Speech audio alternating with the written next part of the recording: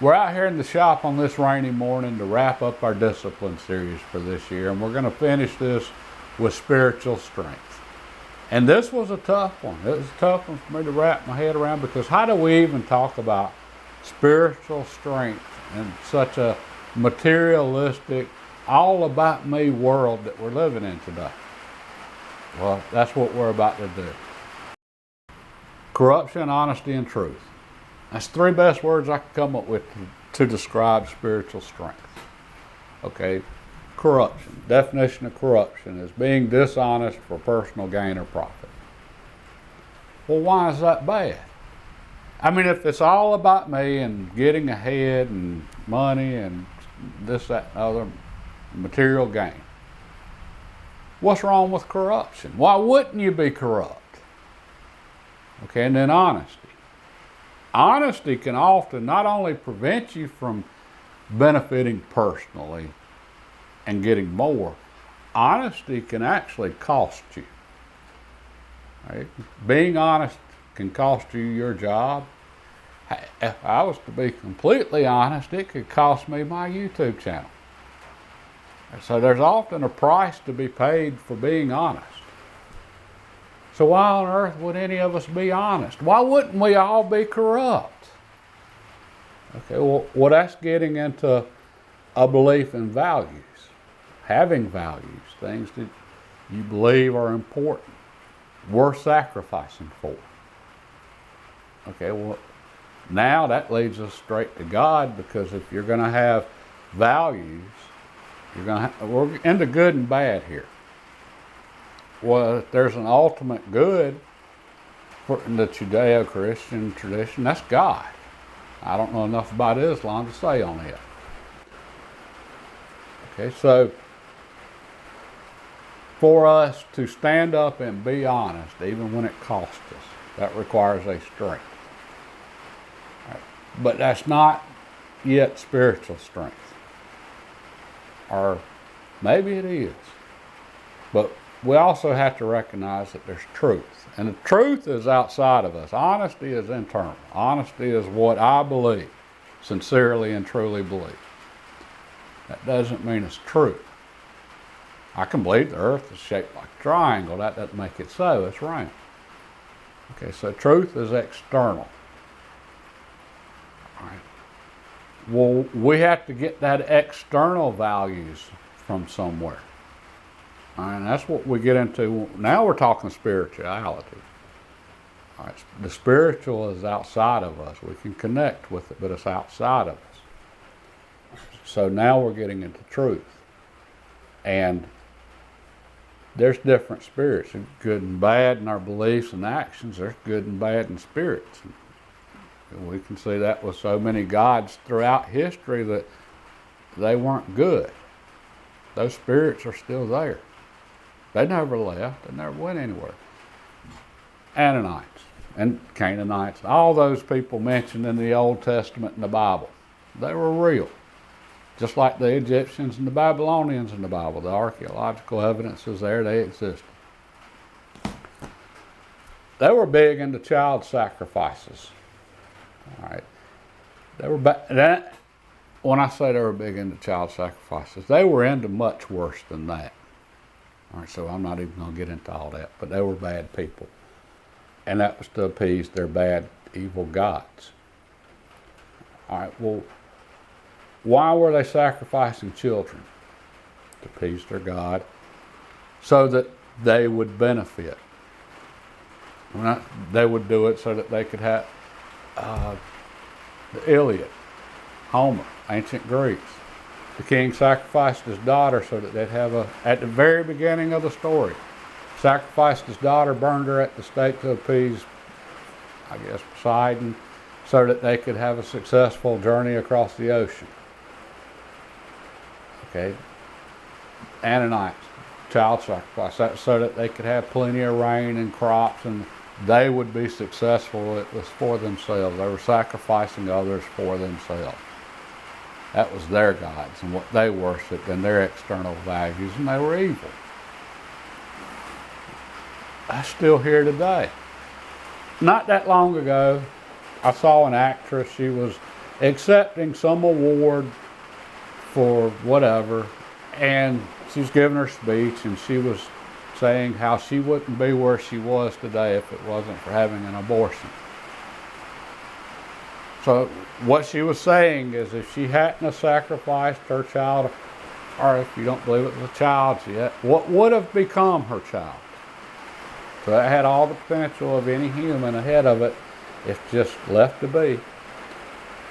If she hadn't have sacrificed the potential future of that clump of cells, if you want to call it that, she wouldn't be rich and successful and receiving accolades from her peers. She wouldn't have benefited personally and gained personally. Child sacrifice. So yeah, those spirits, they're alive and well today. And most today are so materialistic that they don't even see that. They don't even recognize it. Those spirits never went anywhere. And it makes sense they wouldn't recognize it. Today you hear about your truth. There is no your truth. Like I said, the truth is outside of us. And when we get into our truth, now we're getting into hubris and lack of humility. We're making ourselves gods. Nothing new about that either. How many pharaohs and Roman emperors declared themselves to be gods? They couldn't be wrong. They couldn't be questioned because they were gods. We all know our culture is divided right now. And we're polarized, left and right, conservative versus liberal, so on. Well, this division, it started politically, but that's not what's happening. We're not dividing ourselves now by politics, we're dividing ourselves spiritually. This is becoming a spiritual war. And we're dividing ourselves into good and bad. Know which side are you on? Do you even know which side is which? Because right now a lot of people, they don't, I promise you. This isn't Christian versus secular. There's a lot of bad, misled Christians out there right now. There's a lot of good atheists out there right now. Even though they don't believe in God, they still believe in His values.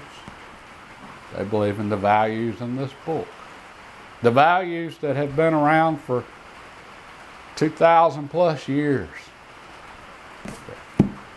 Versus the bad, well, these are the people they've made themselves gods. They get to decide what's good and bad. For them, it's internal. The truth is internal. They can create their own truth. Yeah. And then that leads into all sorts of other problems. Okay. Truth is tied to reality. What is true is real. Right. Well, the people that are deciding their own truth, their truth, they've lost touch with reality. And that doesn't end well. We have to stay connected to reality. Reality always catches up to us at some point.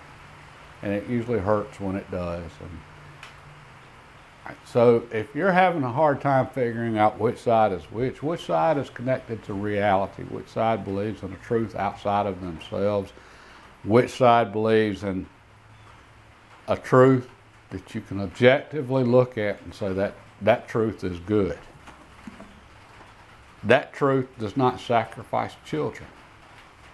It cherishes them.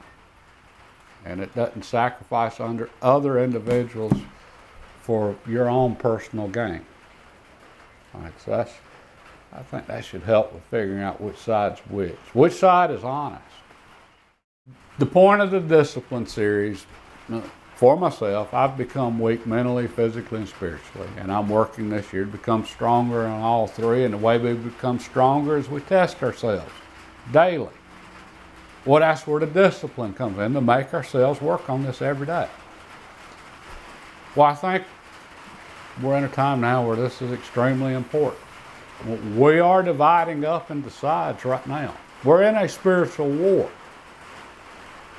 And what's spiritual, usually it becomes physical before it's over. And I have no doubt this one will. Well, we need to know our values. We need to know who we are. We need to put some thought into this. That's why I'm sharing this with all of you, to encourage you to put some serious thought into this stuff. Figure out what side you're on. Which side believes in a truth beyond themselves that you can objectively look at and say,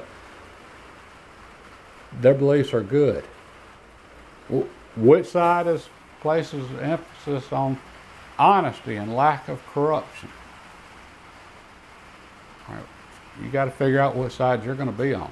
Is it all about you, or is it all about something larger than you? That's where this is. That's where we're at as a culture. Okay, and in the case of battles, it's always best if you put in some work ahead of time. That's where that strength comes in, being physically, mentally, and spiritually strong. I'm putting in my work now.